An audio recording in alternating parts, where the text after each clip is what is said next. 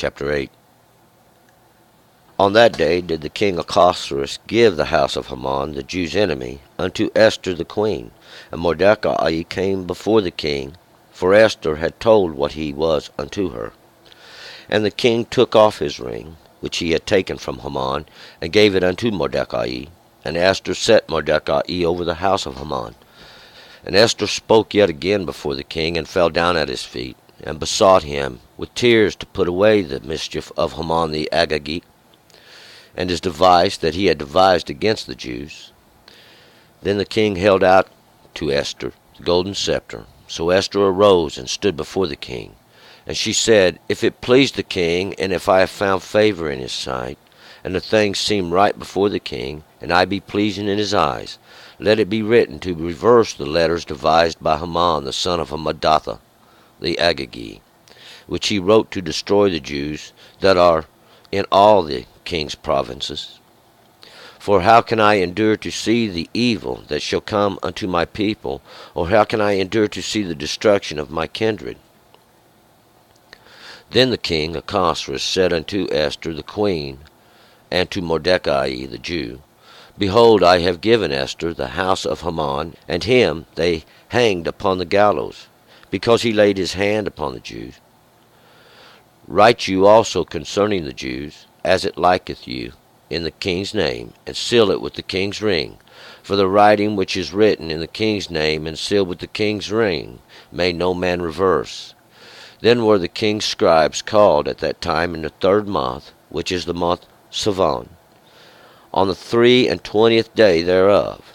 And it was written according to all that Mordecai commanded concerning the Jews, even to the satraps, and the governors, and the princes of the provinces, which are from India unto Ethiopia, 127 provinces, unto every province according to the writing thereof, and unto every people after their language, and to the Jews according to their writing, and according to their language.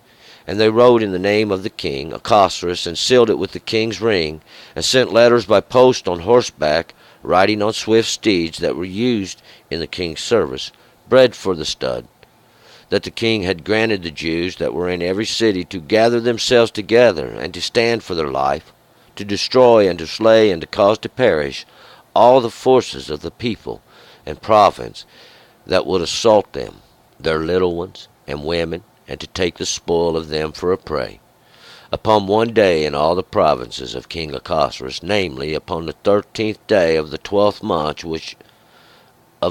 month, which is the month Adar. The copy of the writing, to be given out for a decree in every province, was to be published unto all the peoples, and that the Jews should be ready against that day to avenge themselves on their enemies. So the posts that rode upon swift steeds, they were used in the king's service, went out, being hasted and pressed on by the king's commandment, and the decree was given out in Shushan the castle. And Mordecai went forth from the presence of the king in royal apparel of blue and white, and with a great crown of gold, and with a robe of fine linen and purple. And the city of Shushan shouted and was glad. And the Jews had light and gladness and joy and honor. And in every province and in every city, whithersoever the king's commandment and his decree came, the Jews had gladness and joy, a feast and a good day. And many from among the peoples of the land became Jews, for the fear of the Jews was fallen upon them. All right, let's go back up to verse 1. And we will remember now, yesterday they had just brought Haman into the banquet that Esther had made on that 2nd day. And we'll find out that the queen exposes to the king that Haman's intentions were to destroy the Jews. It would have been all right if they would have just been sold into as bondmen and bondwomen, or into slavery, into servitude, but they was to be destroyed. And this was the only reason she was asking request of the king. And we'll find out it greatly angered the king, and he had Haman hanged on the gallows which Haman had made to hang Mordecai. And after all this, now we'll find out It was on that same day, and that's where we're going to pick it up in verse 1. On that day the king Ahasuerus give the house of Haman the Jews' enemy unto Esther the queen. And Mordecai came before the king, for Esther had told what he was unto her. And it would be on that self-same day that Haman was hanged. We'll find. King Ahasuerus gives this house, this abode of Haman, and Haman being that, Haman means magnified. I refer to him as the magnified one. He is the one we're magnifying here. He was the Jews' enemy, and the Jews simply is those of Judah, means those of Judah, those that were from Judah, who was taken captive at this period of time, were referred to as the Jews, and their enemy was Haman, this magnified one. And we'll find out Ahasuerus, this one who silences the poor, will give the house of Haman, that whole abode, and everything he has, over to Esther. Esther's the queen. Esther means star, and Esther is the star of the story. Esther is this light, and this understanding comes from heaven, and that is that place of understanding. Esther is the queen. She is the feminine ruler with the king, and this feminine is a sense of beauty, mercy, love, kindness, these things that we can see in a feminine sense.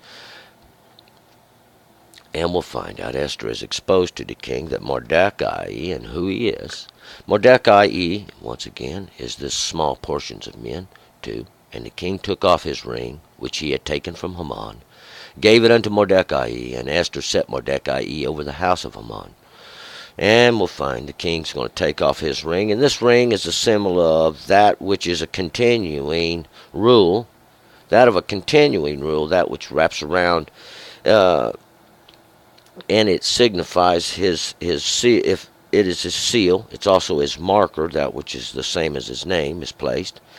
And he takes it off his hand and gives it to Mordecai. He had taken it from Haman,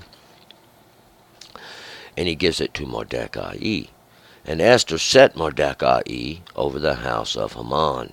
And Esther takes Mordecai, of course she had been given the house of Haman, and she sets Mordecai over the house of Haman. Mordecai, once again, is that small portion of men, even that small portion they received in the beginning. He will be over the house of this magnified one. 3. And Esther spoke yet again before the king, and fell down at his feet, and besought him with tears to put away the mischief of Haman the Agagite, and his device that he had devised against the Jews. And Esther falls down now at the feet. She falls down before the king at his feet, and crying, and asks him to put away this device, this thing, this order, this decree even that Haman has devised against those of praisings, the Jews. Haman was an Agagite, and the Agagite are those ones that will be over. It's a sense of being over or above. But we'll find out, see, the king's order, once it's sealed with his ring and gone out, there's nobody can reverse it. 4. Then the king held out to Esther the golden scepter. So Esther arose and stood before the king. So Esther, crying, now she's asking the king to do something about this thing, this device, so to speak, that Haman has devised. The king holds out his golden scepter, and this golden scepter, it's that gold. Gold is that which belongs to God, and this scepter is that rule. It represents a kingdom and his authority over it. So Esther arose, and she stands before the king. 5. And she said, If it please the king, and if I found favor in his sight, and the thing seem right before the king, and I be pleasing in his eyes, let it be written to reverse the letters devised by Haman the son of Hammedatha the Agagite, which he wrote to destroy the Jews that are in all the king's provinces. And she asked the king if she's found favor, and if this thing is right to the king, if it seems right unto the king, if it's appropriate unto him, and if it be pleasing in his perceptions and what he sees. Let it be written to reverse these letters devised by Haman, that magnified one. He was the one that come forth from Hamadatha. Hamadatha is that which was magnified twice. It's that which is magnified over and over. The Agagi, this one whom shall be outdone, over, which was written to destroy the Jews, that decree that went forth. 6. For how can I endure to see the evil that shall come unto my people? Or how can I endure to see the destruction of my kindred? How could Esther, the queen, bear to see this? Because this great evil that's going to be coming, remember, on the 12th month and on the 13th day was the execution of all the Jews to go forth. 7. Then King Ahasuerus said unto Esther the queen and to Mordecai the Jew, Behold, I have given Esther the house of Haman, and him they hanged upon the gallows because he laid his hand upon the Jews. Now King Ahasuerus, the one who will silence the poor, tells Esther and Mordecai that he's done give the house of Haman, this abode of the magnified one, over into Esther, and he has hanged Haman there on the gallows, and hanged that magnified one there on the gallows, that place that was prepared even before. See, it was a place already prepared. 8. Write you also concerning the Jews as it likes you in the king's name, and seal it with the king's ring. For the writing which is written in the king's name and sealed with the king's ring may no man reverse. He said, Write you also now concerning the Jews, concerning those of Judah that was taken captive, those of praisings, as it likes you, as it pleases you now, in the king's name, and seal it with the king's ring. And because we'll find out, that which is sealed with the king's ring, see, no man can reverse.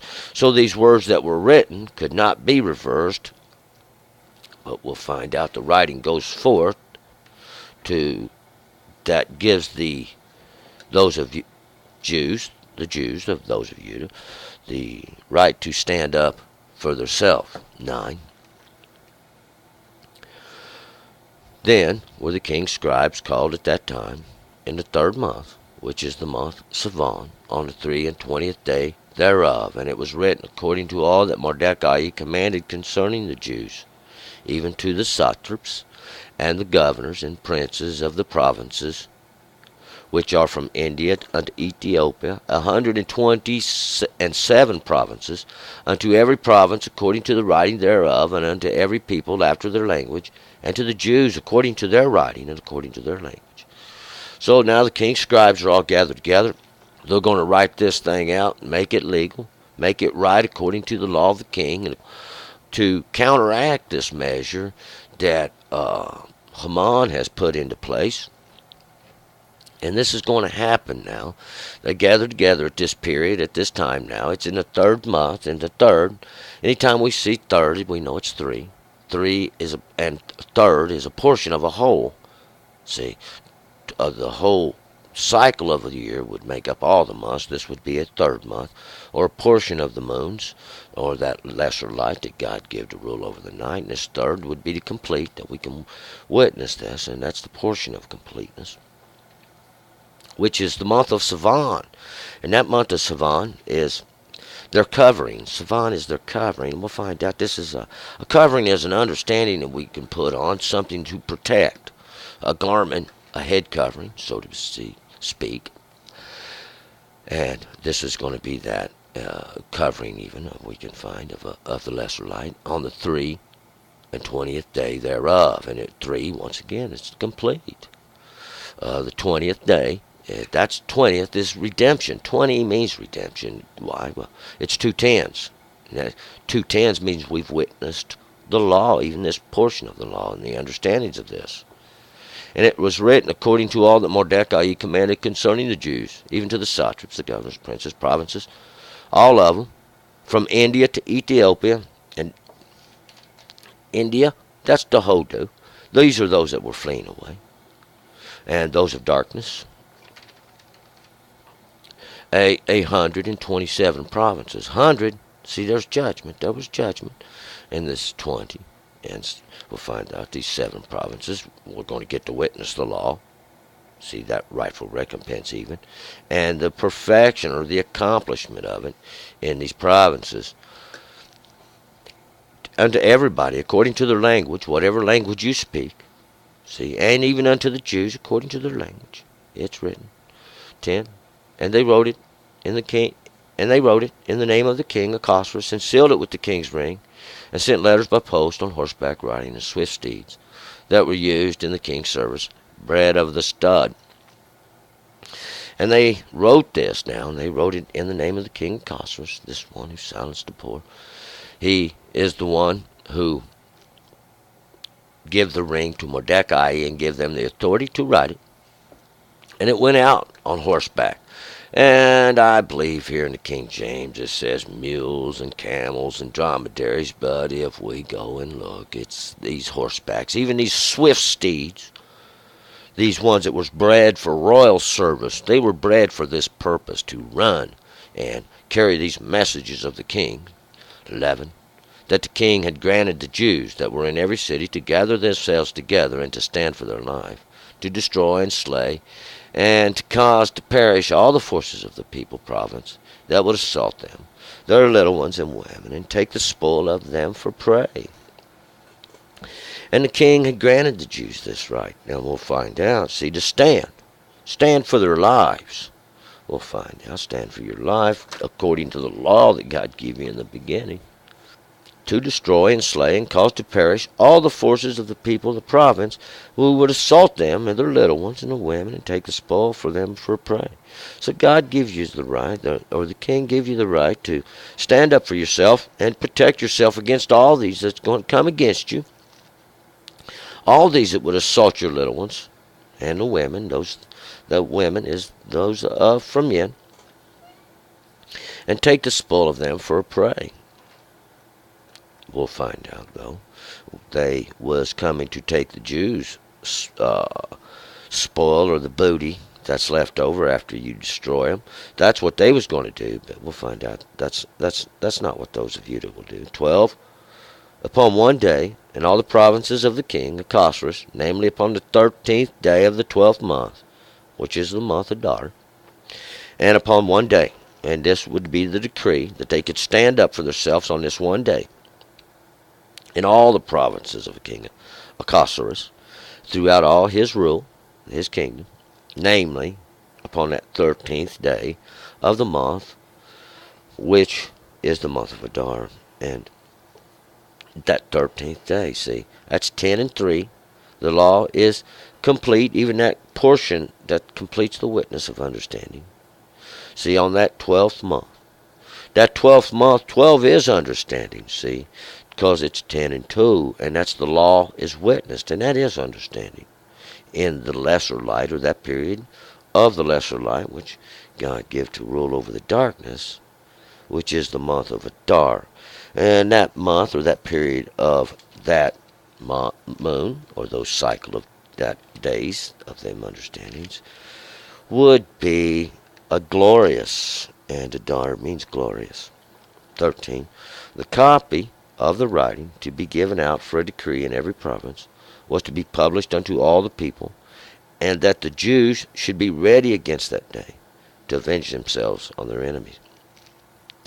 So a copy of the writing, it goes out, in this decree, goes out to every province, just like the other ones did, everywhere, to make sure, and it was published to everybody to make sure that the Jews would be ready against that day, and even against the understanding of those that come against you. 14. So the posts that rode upon swift steeds that were used in the king's service went out, being hasted and pressed on by the king's commandment, and the decree was given out in Shushan the castle. So the posts rode upon these swift steeds. That's exactly what they rode upon, according to that which is written. And that these steeds that were used for the king's service. And they hastened. They rode hard because the king had pressed them to get this decree out so that everybody would get it. We'll find out. This happens in the 3rd month. Haman made his decree in the 1st month. The decree of Haman wasn't supposed to happen till the 12th month. And Mordecai, 15, went forth from presence of the king in royal apparel of blue and white, and with a great crown of gold, and with a robe of fine linen and purple. And the city of Shushan shouted and was glad. So now Mordecai, he goes forth from the presence of the king. Mordecai is a small portion of men. And he goes forth with this apparel and these coverings of blue and white. And this blue is that which shows the color. It's that which gives color, or appearance. There's really no such thing as color. It's an appearance of blue and white is that of purity. This great crown of gold, that which circles the head, or the understanding, see, of gold, that which belongs to God. This robe of fine linen. This robe of fine linen is that which has been woven tightly and woven. This garment that is considered to be pure, even in understanding. It's that which covers us. And of purple. Purple is of royalty. It's that which is mingled in, having even that of royalty mingled into it. In the city of Shushan. Shushan, once again, is that lily, even that flower we see that is springing forth. The Jews had light and gladness and joy and honor. The Jews, once again, those of Judah, those of praisings that are taken captive, had light and gladness and joy and honor. Light, this understanding even. Hope, promise. See, hope and gladness, joy and honor. We'll find out because they had been redeemed. This redemption, they had been redeemed from death. 17, in every province, in every city, whithersoever the king's commandment and his decree came, the Jews had gladness and joy and a feast and a good day. And many from among the peoples of the land became Jews, for the fear of the Jews was fallen upon them. And in every province, every city, wherever the king's commandment and his decree went, that was every province, all 127 of them, they had gladness and joy, a feast and a good day. There was a great celebration. Why? Well, there was redemption.